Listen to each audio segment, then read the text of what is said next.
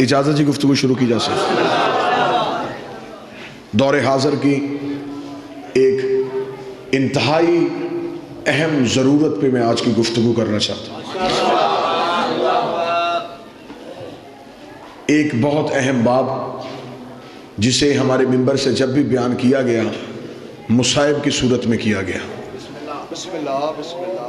یعنی کہ جب بھی حق زہرا کو یا بی بی کے حق فت کو بیان کیا گیا تو اسے مصائب کی صورت میں بیان کیا گیا۔ میں ٹھیک کہہ رہا ہوں؟ یعنی کہ ذاکر یا خطیب نے بی بی کا حق یا دربار پڑھنا شروع کیا تو مومنین کا ذہن تھا کہ یہ مضمون مصائب کا ہے۔ آپ کی دعاؤں سے، بادشاہ حسین کی عطا سے میں نے پاک سیدہ سے اس مضمون کی خیرات مانگی اور پہلی بار اس مضمون کو فضائل کی صورت میں پڑھنا شروع کیا۔ میں موضوع سے قبل آپ احباب کے سامنے سے گزارش کروں گا، میں پاک بی بی کی وکالت کا حق میں ادا تو نہیں کر سکتا، میری اتنی اوقات ہی نہیں کہ اتنے بڑے گھر کی وکالت کی جا سکے، لیکن میں اس مقدمے پہ ایسے ہی بحث کروں گا جیسے کہ حلالی وکیل اپنے مقدمے میں بحث کرتا ہے۔ اور میں گزارش کروں گا اگر کوئی اہل سنت میرے بھائی گفتگو کو سن رہے ہوں، جتنی دیر میں ممبر پہ گفتگو کروں ایک لمحے کے لیے اپنے آپ کو سنی بنا کے نہیں، شیعہ بنا کے نہیں، ایک مسلمان بنا کے میں جس کا کلمہ پڑھتے ہوں اس کی بیٹی کا حق آپ کے سامنے پڑھنے لگا۔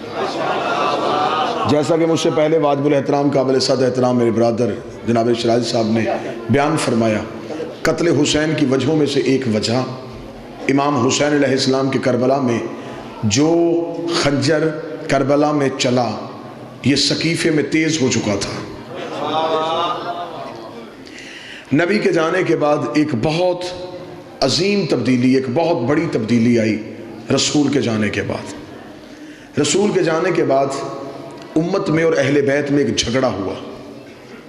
اب اس موضوع کا داد کے ساتھ قطعاً کوئی تعلق نہیں، میں پہلے کہہ رہا ہوں، میں اقرار کر رہا ہوں، مجھے صرف آپ کی توجہ چاہیے کہ میرا پیغام آپ تک پہنچ رہا ہے۔ رسول کے جانے کے بعد امت میں اور اہل بیت میں ایک جھگڑا ہوا اور اس جھگڑے کی وجہ تھی ایک جائیداد، ایک جاگیر۔ اس جاگیر کو اہل بیت کو اس جگہ کی ضرورت نہیں تھی، لیکن نبی کی بیٹی نے اس انداز سے جنگ لڑی ہے کہ رسول کی بیٹی نے اسلام کے لبادے میں چھپے ہوئے منافقوں کو ظاہر کر دیا۔ اب ہمارے بچے اکثر اس چیز سے بے خبر ہیں کہ یہ ایک باغ تھا جو رسول کی بیٹی لینے کے لیے گئی۔ میں پہلے وضاحت کروں، اسے فدق بھی بولتے ہیں، فتق بھی بولتے ہیں، دو طریقے سے اس لفظ کو بولا جا سکتا ہے۔ اگر آپ عربی اعتبار سے بولیں گے تو اسے فدق بولیں گے، اردو اعتبار سے بولیں گے تو اسے فدق بولیں گے۔ یہ فدق ایک باغ نہیں، اس کے اندر 7 باغات تھے، یہ ایک جگیر تھی، اس کے اندر 7 باغات تھے جس کے نام تاریخوں میں موجود ہیں۔ 40 لاکھ دینار سالانہ آمدنی آتی تھی رسول کو اس جگیر سے۔ اب اگلا سوال یہ کہ یہ جگیر رسول کو ملی کہاں سے؟ میں نے پہلے کہا ہے کہ میں بالکل اس مقدمے کی آپ کے سامنے بیک گراؤنڈ پڑھنے لگا ہوں، پس منظر پڑھوں گا تو پھر میں اس مقدمے بحث کر سکوں گا، کیونکہ اب پرانے کیس کھلنے شروع ہو گئے ہیں، پرانے مقدمے عدالتوں کی ٹیبل پہ پڑے ہوئے ہیں، اور یہ مقدمہ بھی کھلے گا جب زہرا کا بیٹا آئے گا، اس مقدمے کا فیصلہ ہوگا۔ اب 40 لاکھ دینار سالانہ آمدن آتی تھی، یہ جگیر رسول کو، توجہ ہے، یہ جگیر رسول کو ملی کہاں سے؟ یہ خیبر کے یہودیوں کی ملکیت تھی۔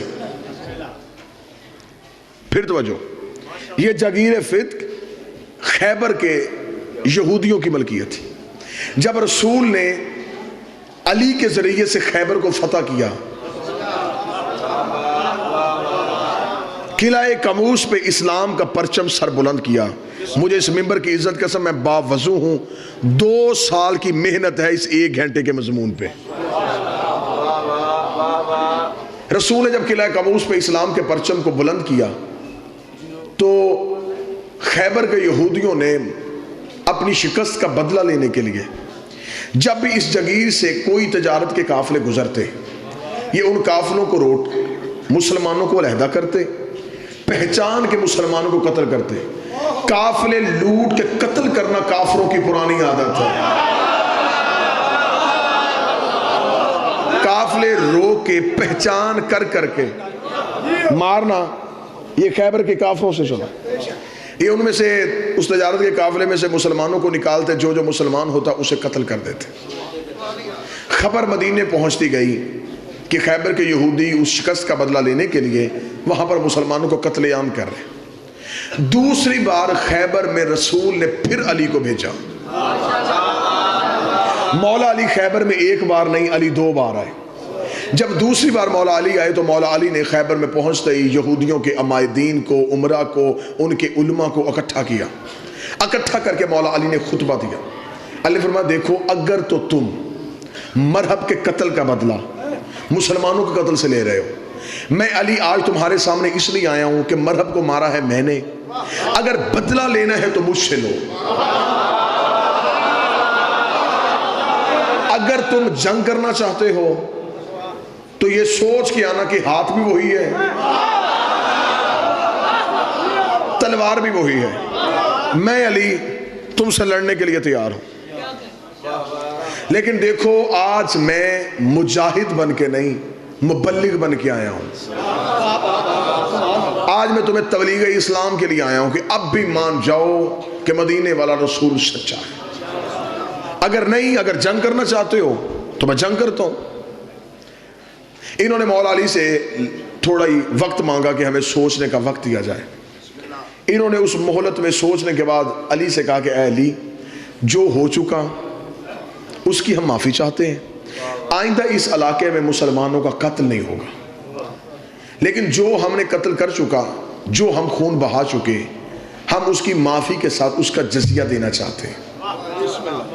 ہمارے جتنے، یہ تمہید میں آپ کے سامنے پڑھ رہا ہوں، میں ابھی مقدمہ آپ کے سامنے بی بی کا پڑھوں گا۔ ہمارے جتنے سکنی مکانات جن میں ہم رہتے ہیں، اس کے علاوہ ہماری فدق میں جتنی بھی جگیر ہے، یہ ہم مسلمانوں کے رسول کو دیتے ہیں، مسلمانوں کو نہیں، مسلمانوں کے رسول کو دیتے ہیں۔ مولا نے ان سے ایک معاہدہ لکھوایا، انہوں نے ایک معاہدہ لکھا، اپنے دستخط کیے، مولا امیر نے اپنے دستخط کیے۔ علی وہ معاہدہ لے کے مدینے پہنچے، رسول کا کے سلام کیا۔ سلام کرنے کے بعد علی نے کہا کہ یا رسول اللہ مبارک ہو، معافی بھی مانگی ہے، جگیر بھی تمہیں لکھ کے دے دی ہے۔ یہ میں نے آپ کے سامنے بڑے مختصر سے لمحات میں اس جگیر کا پس منظر پڑھا۔ اب اس مقدمے میں بحث کرتے ہوئے میرا پہلا سوال ہر غیرت مند مسلمان سے یہ ہے، اگر اس جگیر میں امت کا حق تھا، اگر اس جگیر میں امت کا حصہ تھا، 7 ہجری میں خیبر فتح ہوا، 11 ہجری میں رسول زہرم دنیا چھوڑی، اگر اس جگیر میں مسلمانوں کو کوئی حق تھا، 4 سال نبی نے دیا کیوں نہیں؟ اگر اس جگیر میں مسلمانوں کا حصہ تھا تو 4 سال مسلسل اس جگیر کی آمدن رسول کو ملتی رہی، رسول نے اس میں سے امت کو حق کیوں نہیں دیا؟ اگر آپ نہیں سمجھ سکے تو یہ نبی وہ ہے کہ بحرین سے مال خراج آیا۔ اہل سنت کتابوں میں لکھا جب بحرین سے مال خراج آیا، صحابہ نے اونٹ مسجد نبی کے باہر کھڑے کیے، رسول سے کہا یا رسول اللہ بحرین سے مال خراج آیا۔ رسول کا چراغ روشن کرو اور مجھے وہ فرشتے دو جس میں بیواؤں، مستحقین اور یتیموں کے نام ہیں۔ چراغ روشن کیا گیا، رسول نے صحابہ سے کہا وہ بوری اٹھا اس بیوہ کے گھر چھوڑ گیا، وہ بوری اٹھا اس غریب کے گھر چھوڑ گیا، وہ بوری اٹھا اس یتیم کے گھر چھوڑ گیا۔ صحابہ نے کہا یا رسول اللہ رات آدھی ہو چکی ہے، سنی کتاب میں لکھا ہے، صحابہ نے کہا یا رسول اللہ رات آدھی ہو چکی، اگر آپ حکم فرمائیں صبح اذان کے بعد، نماز کے بعد جب سورج طلوع ہو جائے گا آپ جہاں چاہیں گے ہم پہنچا دیں گے۔ رسول نے کہا تم میں سے کوئی ایک صحابی بھی ایسا ہے جو اس بات کی ضمانت دے کہ کل تک محمد زندہ رہے گا، کل تک محمد زندہ رہے گا؟ انہیں ہاتھ جوڑ کے یا رسول اللہ آپ نے خود ہی تو کہا ہے کہ ایک لقمہ کھاؤ تو اتنا بھی یقین نہ کرو یہ حلق سے نیچے اترے گا بھی نہیں اترے گا۔ رسول نے کہا تم میری ایک رات کی ضمانت نہیں دیتے، میں اتنے غریبوں کا حق اپنی گردن پہ رکھ کے کیسے سو سکتا ہوں؟ تم میری ایک رات کی ضمانت نہیں دیتے۔ اب میرا پہلا سوال ہے، جو نبی کسی غریب کا حق ایک رات نہیں رکھتا تھا، اس نے فدق 4 سال اپنے پاس کیسے؟ جس نے کسی غریب کا حق ایک رات نہیں رکھا، 4 سال مسلسل یہ جگیر رسول کے پاس ہے. توجہ ہے میری بات کی؟ رسول اس جگیر سے جو آمدن آتی رکھتے نہیں تھے. بیت المال میں مسلمانوں کو، غربا کو، یتیموں کو، مسافرین کو ان کے حصے بانٹ دیے جاتے. خدا نے فوراً قرآن کی آیت بھیج دی، میرا حبیب اپنی ایک قریبی عورت کو اس کا حق دے. میں ویڈیو کیمرے کی موجودگی میں تفسیر در منصور، تفسیر کبیر، تفسیر روح المعانی، تینوں تفاسیر اہل سنت کی ہیں. جب یہ آیت آئی تینوں تفاسیر میں لکھا ہے کہ رسول نے فاطمہ کو بلایا اور یہ فدق فاطمہ کو لکھ کے دے دیا، اگر کوئی اور بیٹی ہوتی جگیر سے حصہ ملتا. یہ جگیر منتقل ہو گئی بی بی کے نام. توجہ ہے؟ بی بی کے نام جب یہ جگیر منتقل ہو گئی، شریف باپ کی شریف بیٹی نے، جیسے باپ تقسیم کرتے تھے ویسے ہی میری مخدومہ نے اس مال کو تقسیم کرنا شروع کیا. نبی کے جانے کے بعد جب حکومت پہ قبضہ ہوا، منبر علی کے پاس تھا، قبضہ حکومت پہ ہوا تھا. جب تخت پہ قبضہ ہوا، اب یہ بیٹھ تو گئے، بیٹھ کے اب بادشاہ یا حاکم بننا اتنا آسان کام نہیں تھا. حکومت چلانا ایک اہم ذمہ داری تھی. صرف تخت پہ بیٹھنا ہی کام نہیں تھا، وہاں بیٹھ کے فوجیوں کی تنخواہیں، لشکروں کے خرچے، بیت المال میں خزانہ ہونا چاہیے، آپ نے جن کے وظائف مقرر کیے ہیں ان کو وظیفے ملنے چاہیے. یہ سارا کچھ کرنا اس دور کے حاکم کی ذمہ داری تھی. اب یہ بیٹھ تو گئے لیکن یہ سارا سسٹم چلانا ان کے لیے مشکل ہو گیا. انہوں نے کہا یہ سارا سسٹم ہم کیسے چلائیں گے، ہم یہ تنخواہیں کہاں سے دیں گے، ہم یہ وظائف کہاں سے دیں گے. دوسرے ملکوں سے سفیر آتے ہیں، ان کی رہائش کے بندوبست کرنے ہوتے ہیں، دوسرے ملکوں میں تبلیغ اسلام کے لیے اپنے وفد بھیجنے پڑتے ہیں. یہ سارا سلسلہ کہاں سے چلے گا؟ اب ذاتی لینڈ لارڈ تو تھے نہیں کہ گھر سے لا کے دین پہ خرچ کرتے. اب انہوں نے سوچا کہ کریں کیا. مشورہ یہ طے پایا کہ پہلے یہ دیکھیں کہ رسول یہ خرچہ کہاں سے کرتے تھے، یہ سارے سلسلے رسول کہاں سے چلاتے تھے. تو قریب بیٹھنے والوں نے یہ مخبری کی کہ رسول کی ایک جگیر ہے خیبر میں، یہودیوں کی وہ جگیر تھی جو انہوں نے رسول کو دے دی تھی. وہاں سے 40 لاکھ دینار آتے ہیں. وہاں پر کھجوروں کے باغ بھی تھے، 7 باغات تھے وہاں کھجوروں کے، اور اس دور میں سب سے بڑا بزنس کھجوروں کے باغ کا ہوتا تھا. یعنی کہ یہ عرب میں ایسا کاروبار تھا جس کی ہاں نقصان کا کوئی خطرہ نہیں تھا. ٹھیک ہے جی. انہوں نے فوراً اپنے عامل، اپنے سپاہی وہاں پہ بھیجے. وہاں پر بھیج کے انہوں نے بی بی کے عاملوں کو وہاں سے اٹھا دیا اور اس جگیر پہ قبضہ کر لیا. علامہ صاحب یہ مدینے خیبر میں تھے؟ جی خیبر میں. جو آج بھی وہ باغ کی، کیونکہ اب انہوں نے زیارت وہ بند کر دی ہے، اب وہاں جانے سعودی عرب کی گورنمنٹ نہیں دیتی. یہ مدینے سے آپ تھوڑا باہر نکلیں گے تو اس وقت 65 یا 70 کلومیٹر کے فاصلے پہ یہ جگیر ہے. اب جب بی بی کے عامل واپس آ گئے تو بی بی کے عاملوں نے واپس آ کے کہا کہ بی بی انہوں نے ہمیں وہاں سے اٹھا دیا، حکومت نے قبضہ کر لیا. اب یہ دیکھیں، اب میں پڑھنے لگا ہوں بی بی کا مقدمہ. صداد سے اجازت لے کے میں مخدومہ کا حق پڑھنے لگا ہوں.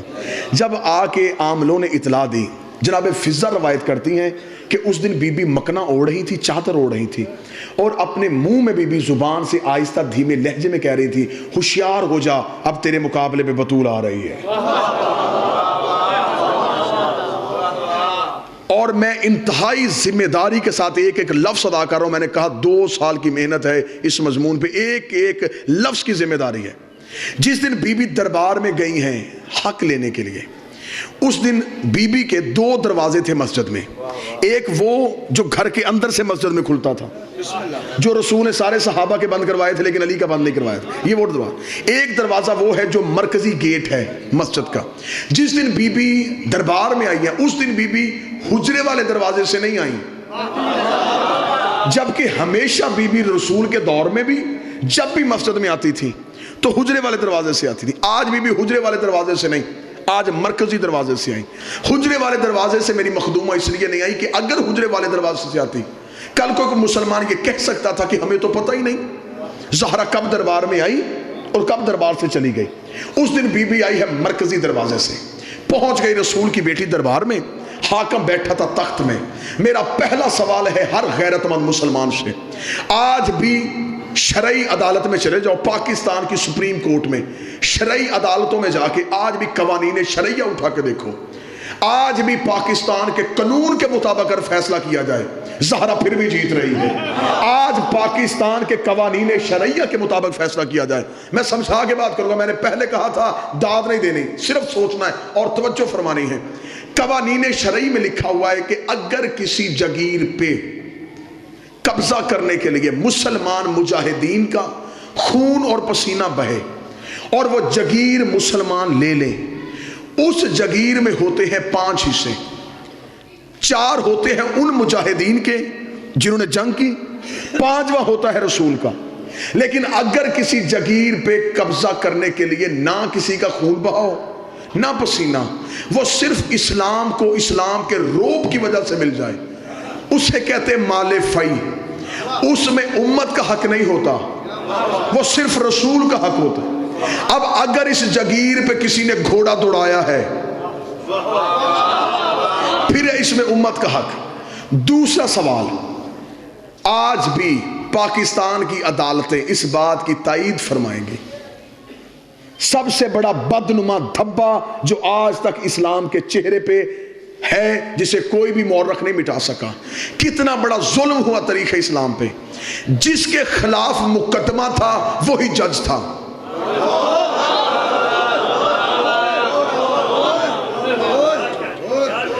جو اس مقدمے میں فریق تھا وہی جج تھا.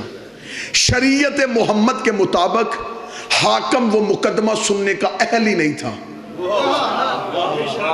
شریعت کے مطابق یہ مقدمہ جانا تھا قاضی کے پاس, اس مقدمے کو قاضی نے سننا تھا. شریعت میں حاکم کے ساتھ ایک قاضی مقرر ہوتا ہے. اگر آپ سٹیٹ کے خلاف آئیں گے, اگر آپ حکومت کے خلاف آئیں گے, وہ مقدمہ حکومت نہیں, اسلام کہتا ہے کہ وہ مقدمہ قاضی سنے گا. قاضی کا چناؤ ہے, توجہ ہے میری بات کی جانب, اس لیے اسلام میں ہے قاضی کا چناؤ. اور آج بھی پاکستان کی عدالتوں میں یہ نظام موجود ہے. آپ نے پچھلے دنوں دیکھا افتخار چودھری کے بیٹے کو عدالت میں لایا گیا, اس نے بینچ چھوڑ دیا. اس نے کہا کیونکہ میرا بیٹا مجرم ہے لہٰذا میں یہ مقدمہ سنوں گا, نہ میں سن سکتا ہوں. تاریخ اسلام میں سب سے بڑا ظلم یہ ہوا, جس کے خلاف بھی مقدمہ لے کے آئی تھی وہی منصف تھا. یہ ہے تاریخ اسلام کا ایک بدنما دبا. آ گئی بی بی آگے دربار میں کھڑی ہوئی, مصائب نہیں فضائل سننا مخدومہ کا. جنگ جیت کے آئی ہے رسول کی بیٹی, چادر کی دھار سے دشمن کو قتل کر کے آئی. بی بی دربار میں پہنچی. بی بی نے دربار میں پہنچ کے سب سے پہلا سوال حاکم سے کیا. بی بی نے دربار میں پہنچ گئی, حاکم سے کہا کہ تو نے میری جگیر پہ قبضہ کیوں کیا. یہ مکالمہ ہے, میں نے پہلے کہا میں ویڈیو کیمرے کی موجودگی میں ہوں, میں اپنے ایک ایک حرف کو ثابت کروں گا. بی بی نے کہا تو نے میری جگیر پہ قبضہ کیوں کیا. حاکم نے فوراً بی بی کو جواب دیا کہ ہمارے پاس ایک حدیث تھی جس حدیث کو نص بنا کے ہم نے اس جگیر پہ قبضہ کیا. بی بی نے کہا تیرے پاس کیا حدیث تھی. اس نے کہا تیرے بابے کی حدیث ہے کہ ہم گروہ انبیاء لا نورث ولا نورث, ہم نہ وارث بنتے ہیں نہ وارث بناتے ہیں. یہ انبیاء جو ہوتے ہیں نہ یہ کسی کے وارث ہوتے ہیں نہ یہ کسی کو وارث بنا کے جاتے ہیں. اس نے منبر سے حدیث پڑھی, بولی رسول کی بیٹی. اب امتی چپ رہنا, سید میرے ساتھ بولنا. جب اس نے اس حدیث کو پڑھ کے مقدمے کی سماعت شروع کی, بی بی نے خود اپنے مقدمے کی وکالت کی اور رسول کی بیٹی نے اپنے مقدمے پہلی دلیل دی. بی بی نے کہا تو نے کیا کہا ہے, میرے بابے کی حدیث ہے ہم وارث نہ بنتے ہیں نہ بناتے ہیں. رک کسی جگہ پہ, پہلے مجھے یہ بتا تجھے میرے بابے نے وارث بنایا ہے.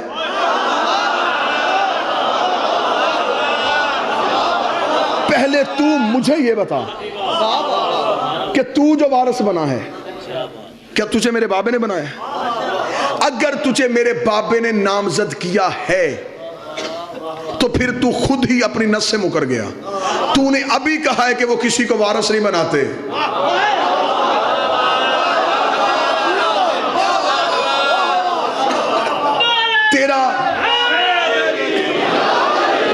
میرا نامزد ہونا غلط. حاکم چپ ہوا. حاکم نے کہا مخدومہ بنت رسول تو اپنے مقدمے میں بحث کر. دربار میں اکیلی وکیل. مخدومہ نے کہا میں اپنے مقدمے میں بحث کرتی ہوں. اس نے کہا تیرے پاس ثبوت. بیوی نے کہا میرے پاس ثبوت ہے. ثبوت پیش کیا جائے. بیوی نے عدالت میں وہی معاہدہ جو یہودیوں نے لکھا تھا جس میں مولا علی کی بطور گواہ اور رسول کی مہر تھی اور نیچے لکھا تھا رسول نے کہ یہ جگیر میں اپنی بیٹی فاطمہ کو دیتا ہوں. بیوی نے وہ تحریر دربار میں پیش کی. انہوں نے تحریر پڑھتے ہی دوسرا سوال سماعت مقدمے کی کرتے حاکم نے کہا کہ اس تحریر پہ کوئی گواہ. لو پھر پھنس گیا حاکم. دوسری بڑی غلطی کر گیا حاکم. قانون قرآن کے مطابق معصوم سے گواہ مانگنے کی اجازت ہی نہیں ہے. میں محنت آپ کے سامنے پڑھ رہا ہوں. قرآن کے مطابق معصوم سے گواہ مانگنے کی اجازت نہیں. میں قرآن سے نص دیتا ہوں. مریم کی قوم نے مریم سے پوچھا بچہ کہاں سے آیا. 3 دن کا عیسیٰ بول پڑا. قرآن کہتا انی عبداللہ اتانی کتاب وجعلنی نبی. میں اللہ کا بندہ ہوں, کتاب لے کے آیا ہوں, نبی بن کے آیا ہوں. قوم نے عیسیٰ سے گواہ نہیں مانگا. معصوم ہے. میں ایک حوالہ دوسرا دیتا ہوں. کتاب کا نام حیات الحیوان, لکھی آقا دمیری نے, چھپی جامع الازہر مصر سے. مدینے میں ایک شخص جس کا نام اسود تھا, یہ گھوڑا بیچنے کے لیے آ گیا. عربی تھا یہ گھوڑا بیچنے کے لیے آ گیا. عرب میں گھوڑا ہر انسان کی کمزوری بھی تھی, مجبوری بھی تھی, کیونکہ وہ جانور پالتے تھے, گھوڑے پہ سواری کرتے تھے. یہ مسجد نبوی والے بازار میں توجہ ہے, گھوڑا کھیلے کھڑا. رسالت امام مسجد سے باہر نکلے. رسالت امام نے گھوڑے کو دیکھا, رکے. اسود یہ گھوڑا بیچے گا؟ بیچوں گا. دلیل آپ نے ذہن میں رکھنی ہے کہ معصوم سے گواہ مانگنے کی اجازت نہیں ہے. رسول نے کہا یہ گھوڑا بیچے گا؟ اس نے کہا جی بیچوں گا. رسول کا کیا لے گا؟ اس نے دینار بتائے. رسول نے اس کے ساتھ سودا طے کیا. طے کرنے کے بعد رسول نے کہا کہ میرے پاس اس وقت دینار نہیں, دینار پڑے ہیں میرے حجرے میں. سودا تیرا میرا طے پا گیا. وہ جو دینار حجرے میں پڑے وہ تیری ملکیت, اور یہ جو تیرے ہاتھ میں گھوڑا ہے یہ میری ملکیت. رسول کو گھوڑے کی ضرورت نہیں ہے, لیکن ایک مسئلہ حل کرنے لگے ہیں. رسول حجرے میں دینار لینے کے لیے گئے. یا چند صحابہ وہاں سے گزرے. انہوں نے وہاں پہ کھڑے اسود کو دیکھا, بھئی گھوڑا بیچنا چاہتا ہے. اس نے کہا جی آیا تو بیچنے تب بک گیا. انہوں نے گزرتے گزرتے سرسری پوچھا کس نے خریدا؟ اس نے کہا تمہارے نبی نے. نبی کا نام آنا تھا. بندے واپس آ گئے کہ ضرور اس گھوڑے میں کوئی صفت ہے, اگر اس میں کوئی عیب ہوتا محمد کبھی نہ خریدتا. اس میں کوئی صفت ہے. انہوں نے آگے کہا یہ گھوڑا تو ہمیں نہیں بیچ سکتا. اس کا نا سودا طے پا گیا. وہ دینار لینے گئے. اب وہ عربی کیونکہ نبی کا کلمہ نہیں پڑھتا تھا, انہوں نے فوراً کہا اگر ہم اس قیمت سے زیادہ دیں کیا تو ہمیں دے گا؟ اب اس نے کون سا کلمہ پڑھا تھا, اسے کون سے تجارت کے قوانین کا پتا تھا. اس نے کہا مجھے تو پیسے سے غرض ہے. اسے پیسے لے گئے, گھوڑا ان کے حوالے کیا. یہ گھوڑا لے کے چلے گئے. وہ شخص دینار گن رہا تھا. یا رسول آ گئے. رسول نے کہا اسود میری امانت. اس نے کہا کون سی امانت؟ اس نے کہا وہ گھوڑا جو میں نے خریدا. اس نے کہا کون سا گھوڑا؟ جو ابھی تھوڑی دیر پہلے خریدا. اس نے کہا کوئی گواہ ہے؟ میں نے کہا تھا نا معصوم سے گواہ مانگنے کی اجازت نہیں. اس نے کہا گواہ ہے. رسول چپ کھڑے. رسول کا اسود دیکھ میں نے تجھ سے وہ خریدا, میرا تیرے ساتھ دینار طے پائے. اس نے کہا نا گواہ ہے تو لا. ابھی رسول چپ تھے, یا مسجد سے ایک شخص باہر نکلا. رنگ اس کا کالا تھا, اندر سے بڑا پاک تھا.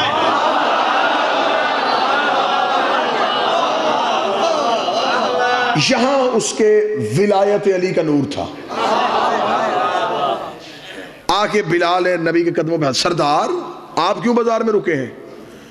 بلال میں گزر رہا تھا, میں نے اس کے ساتھ اس سواری کا سودا کیا, میں دینار لینے گیا, اس نے کسی اور کے ہاتھ بھیج دی.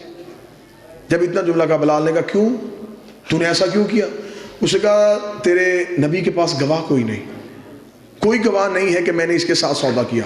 بلال نے ایک لمحہ سوچے بغیر کہا میں گواہی دیتا ہوں. اب بھلوال والو داد نہ دینا، دعا دینا تو تمہارا حق بنتا ہے.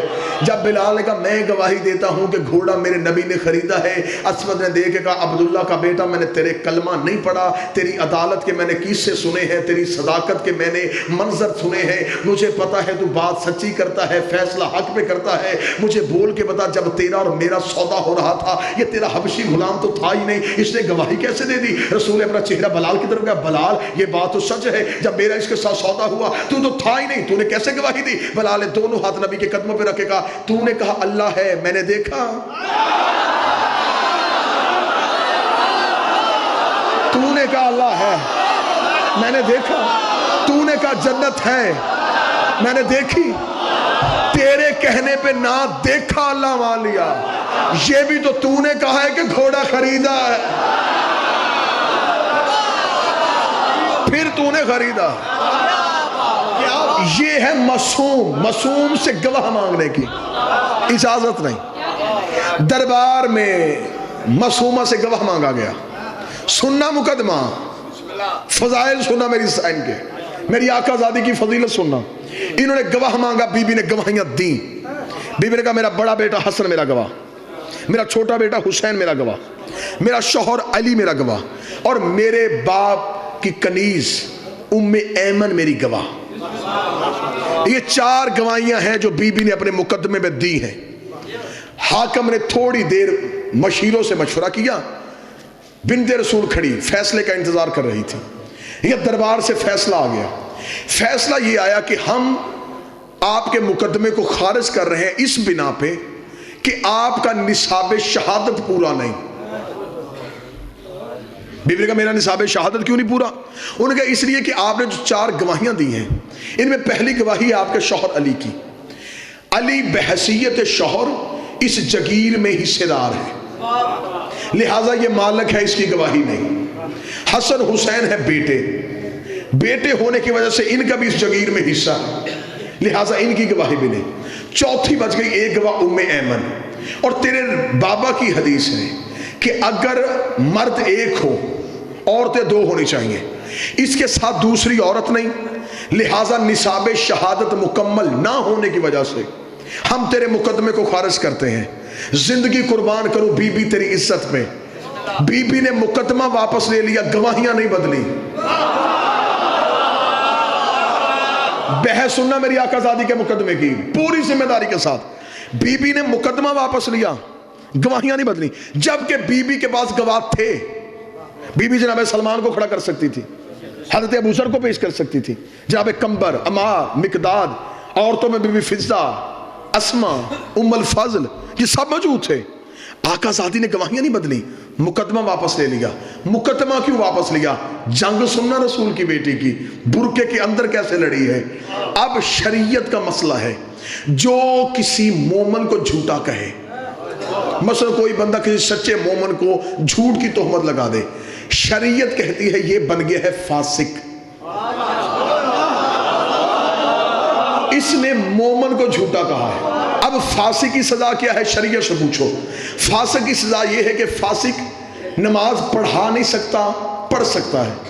فاسق چاند کی شہادت نہیں دے سکتا. فاسق نکاح میں بطور گواہ نہیں بیٹھ سکتا. فاسق طلاق میں بطور گواہ نہیں بیٹھ سکتا. فاسق کسی بھی شرعی عدالت کا قاضی نہیں ہو سکتا. یہ ہے فاسق کی سزائیں.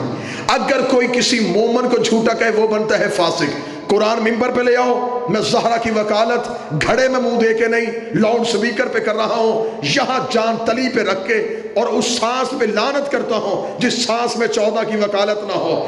جو کسی مومن کو جھوٹا کہے وہ فاسق بنتا ہے. اور جو معاذ اللہ ثم معاذ اللہ قرآن کو جھوٹا کہے شریعت کے مطابق وہ فاسق نہیں، وہ بنتا ہے کافر. اور کافر کی سزا یہ ہے، کافر نہ پڑھ سکتا ہے نہ پڑھا سکتا ہے. فاسق کی سزا یہ ہے پڑھ سکتا ہے، کافر کچھ بھی نہیں کر سکتا. کافر دائرہ اسلام سے خارج ہو جاتا ہے. نبی کی بیٹی نے مقدمہ واپس لیا، گواہیاں نہیں بدلی. رسول کی بیٹی نے کہا میں نے گواہیاں نہیں بدلی، تو یہ فیصلہ کر اور طریق کا حصہ بنا تاکہ میں چہرے سے نقاب اتاروں. تو نے علی کی گواہی کو جھٹلایا، علی ہے قرآن، رسول کا القرآن مع علی و علی مال قرآن. تو نے حسن کو جھٹلایا، حسن قرآن ہے. تو نے حسین کو جھٹلایا، حسین قرآن ہے. بی بی نے کہا میں تجھے دربار میں فاسق نہیں کرنے آئی، کافر کرنے.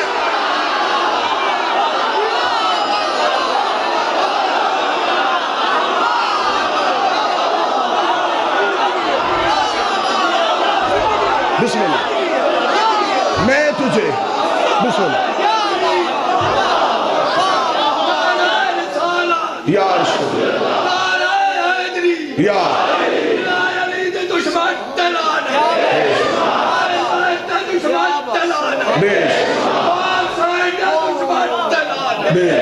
بسم اللہ. میں تجھے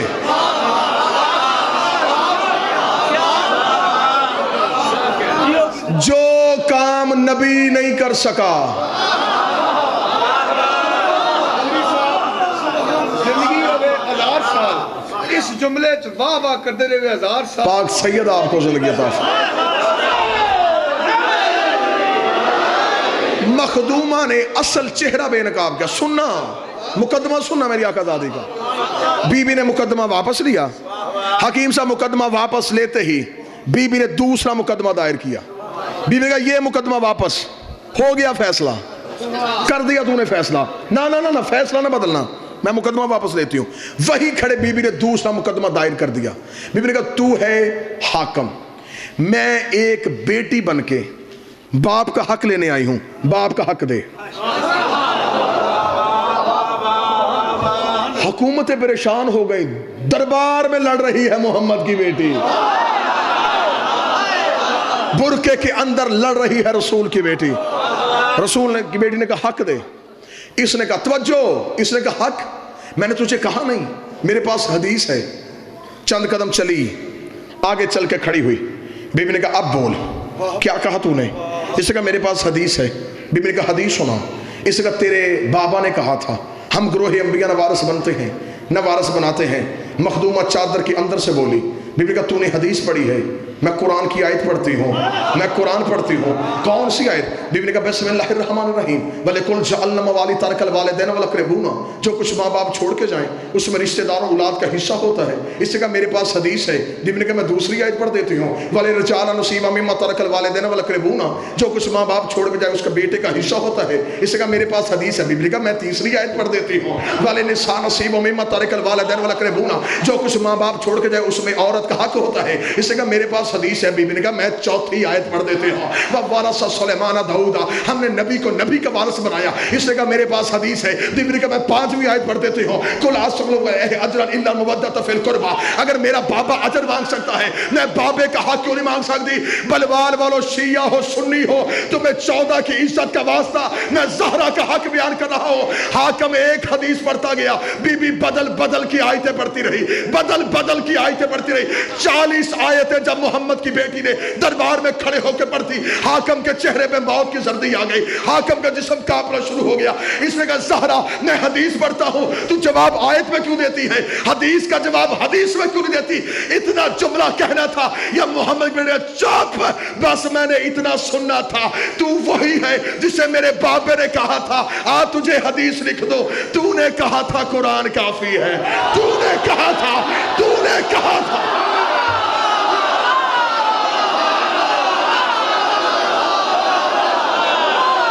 تو نے کہا تھا.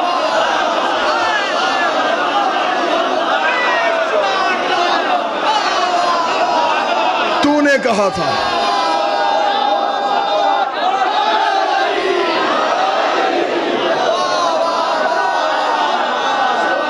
تجھے میرے بابے نے کہا تھا.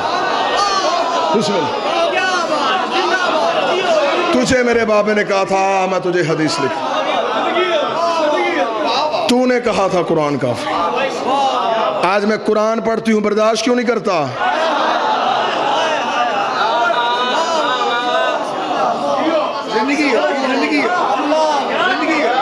سن اب قرآن. دربار میں کھڑی ہو کے بی بی نے کہا نہ تجھے قرآن کافی ہے نہ تجھے فرمان کافی ہے.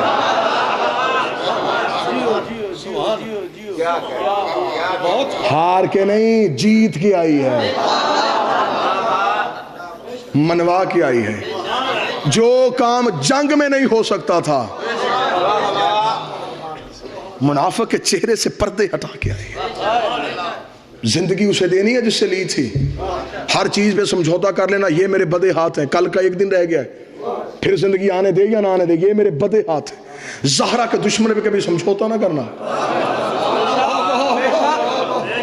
مولا فرماتے ہیں جو ہماری دادی کے دشمن پہ سوچ کے لعنت کرتا ہے ہم 14 اس پہ لعنت کرتے ہیں.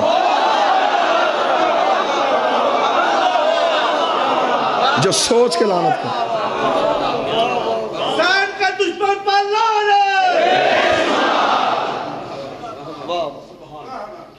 آج بھی جو بندہ نیا شیعہ ہو سر پہ قرآن رکھ کے پوچھو وہ خیبر پڑھ کے شیعہ نہیں ہوا, وہ خندق پڑھ کے شیعہ نہیں ہوتا, اسے شیعہ کرتا ہے رسول کی بیٹی کا. 13 معصوموں کی محنت ایک طرف, اکیلی زہرا کا دربار جانا ایک طرف. جو بھی بندہ شیعہ ہونا چاہے اسے منواتا ہے صرف حق زہرا. میں نے اکثر نئے شیعہ ہوئے بندوں سے پوچھا کیوں شیعہ ہوئے, وہ کہتے ہیں شیعہ کر گیا ہمیں رسول کی بیٹی کا حق. آج بھی سچ اور جھوٹ کی پہچان ہی حق زہرا سے ہوتی ہے. قبلہ مبلغ اعظم مولا اسماعیل کہا کرتے تھے شیعو اپنے بچوں کو 2 چیزیں رٹا دو, ایک غدیر اور ایک فدق. یہ رٹا دو اپنے بچوں کو, گھر گھر میں مناظر پیدا ہو جائے گا اگر یہ چیزیں اپنے بچوں کو یاد کروا دو گے. مبلغ اعظم قبلہ مولانا اسماعیل صاحب نے یہ پنڈی بھٹیا کے قریب مناظرہ تھا. بسم اللہ جی. نعرہ تکبیر, نعرہ رسالت, نعرہ حیدری, حسینیت زندہ, حسینیت زندہ, یزیدیت مردہ, یزیدیت مردہ. اللہم صلی علی محمد. قبلہ مبلغ اعظم پنڈی بھٹیا کے قریب مناظرہ کرنے ہیں. مناظرے کا جج ایک اہل سنت زمیندار تھا, نام اس کا چودھری عاشق تھا. قبلہ مبلغ اعظم بی بی کی حق میں بحث کرتے رہے, مناظرہ ہوتا رہا. دوپہر کا وقت ہوا, طے یہ پایا کہ پہلے نماز ادا کی جائے, نماز کے بعد پھر مناظرہ ہوگا. اس چک کا مولوی جو قبلہ مبلغ اعظم سے مناظرہ کر رہا تھا, نام بھی قبلہ مبلغ اعظم کی کتاب اس کا لکھا ہے, مولانا نور محمد اس کا نام تھا. یہ نماز پڑھانے کے لیے مسجد میں گیا, اہل سنت جتنے تھے اس کے پیچھے نماز پڑھنے کے لیے کھڑے ہو گئے. وہ جو چودھری عاشق, وہ کتاب اس نے کوئی بھی نہیں پڑھی تھی, لیکن عقل کتابوں کی میراث نہیں ہوتی, دانش مندی جو ہے یہ ڈگریوں سے نہیں ملتی. چودھری عاشق مولوی کے پیچھے نماز پڑھنی شروع کی. نماز ختم ہوئی, اسے نمازیوں سے کہا مسجد سے باہر جاؤ, میں نے مولوی صاحب سے اکیلے کوئی بات کرنی ہے. سارے نمازی مسجد سے گئے, اس نے مسجد کی دروازے کی کنڈی لگائی, مولوی صاحب کے سامنے آ کے بیٹھ گیا. اس نے کہا مولوی دیکھ, تیرے اور میرے سوا اللہ کے گھر میں کوئی نہیں بیٹھا, باوضو ہیں, نماز پڑھی ہم نے. اتنے دنوں سے ہمارے گاؤں میں بحث چل رہی تھی, شیعہ کہتے تھے رسول کی بیٹی دربار میں گئی اور واپس آئی ہے خالی. تم کہتے تھے نہیں یہ شیعہ غلط کہتے. انہوں نے بلا لیا اپنا مولوی, وہ بیٹھا ہے باہر کتابیں لے کے. صبح سے بحث ہو رہی ہے. میں جٹ زمیندار بندہ ہوں, مجھے کتابوں کا نہیں پتا, مجھے نہیں پتا کس نے تاریخ میں کیا لکھا ہے. مجھے صرف اتنا بتا بیٹی رسول کی دربار گئی تھی, بس مجھے اتنا بتا دے. اب دیکھنا کیسے بلایا ہے مخدومہ نے. اس کا مجھے صرف اتنا بتا بیٹی رسول کی دربار گئی تھی. مولوی کا چاچا عاشق بی بی کا حق بنتا نہیں تھا, اس نے کہا حق چھوڑ, بنتا تھا یا نہیں بنتا تھا, اتنا بتا گئی تھی. اس نے کہا ہاں یہ کتابوں میں لکھا گئی تھی. اس نے کہا چپ, اب اتنا بتا دے واپس خالی آئی ہے یا حق لے کے آئی ہے. اس نے کہا چاچا عاشق میں کتابوں سے ثابت کروں گا بی بی کا حق نہیں بنتا تھا. اس نے کہا میں نہیں پوچھ رہا بنتا تھا یا نہیں بنتا تھا, نہیں بنتا تھا, اتنا بتا واپس خالی آئی ہے. اس نے کہا ہاں چاچا عاشق خالی ہے. اس نے کہا اٹھ ختم کر مناظرہ, ہم نے بحث نہیں کرنی, जीत गया वो शियों का मौलवी। उसने कहा क्यों, किस बात पे मुनाजरा ख़त्म करवा रहा है? उसने कहा मौलवी महराब में बैठा है, सर पे कुरान रख के बता मैं मर जाऊं, मेरे मरने के बाद मेरी बेटी किसी कम्मी के दरवाजे पे चली जाए, जाके कहा मैं चौधरी आशिक की बेटी हूँ, मुझे फलां चीज़ की ज़रूरत है, बताओ उसका बनता है? कहने लगा नहीं बनता। दोगे या नहीं दोगे? कहने लगे कैसे नहीं देंगे, बेटी जो तेरी। उसने कहा शर्म नहीं आती, मेरी बेटी का हया करते हो, मोहम्मद की बेटी का किसी ने, मेरी बेटी का एहतराम करते हो, रसूल की बेटी का किसी ने। उसने रोते हुए कहा चली जो गई थी ना, नहीं बनता था, आ जो गई थी। और बेटी तो दुश्मन की भी घर आजे खाली नहीं भेजते, आ जो गई थी दरबार में।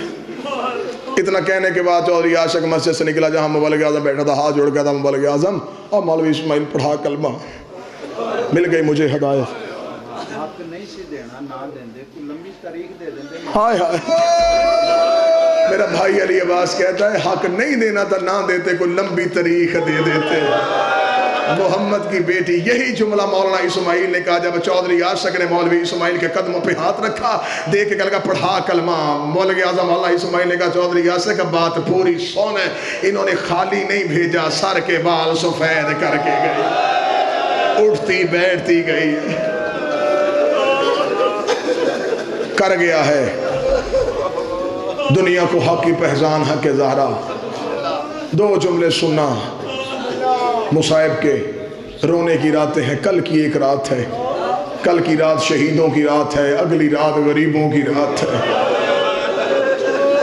कल तक ज़ैनब का हर रिश्ता मौजूद है, कल रात तक ज़ैनब का गाजी भी है, ज़ैनब का अकबर भी है, ज़ैनब का कासिम भी है, अगली रात में उजड़ गई है।